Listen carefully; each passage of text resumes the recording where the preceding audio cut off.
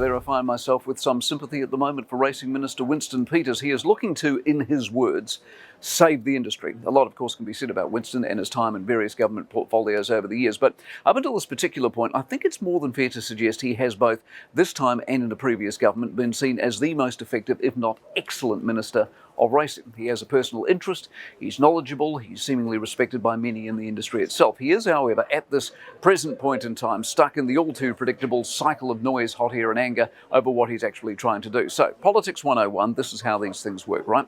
You state your case. In this case, the racing industry is a mess, it's not profitable, it can't survive in its present form. You then commission a report. This time it was called the Massara Report, Massara being a well-known name in Australian racing. The report confirms what the minister feared. Small point to make here, the report almost always confirms what the minister wants to hear, no matter what the subject, but in this case I think most would agree it is in fact accurate as well. Not all government reports can be categorised as such. Anyway, the report goes out for consultation, submissions are made, and that's about where we're at the moment. And as part of those submissions, what you get is an increasing number of bits of news coverage as the aggrieved seek publicity for their cause. In this case, it's small town race clubs who look likely to be shut because they're broke. Now, if you've been following this story, you will have seen the spike in coverage of late. The latest is Dargaville. Their argument is always the same.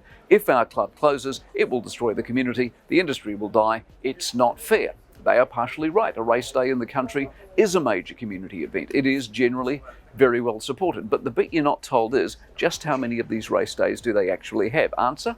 Not many. Hence the club is not viable. On the rare days they do meet, it's a booming success. But the key is in the word rare.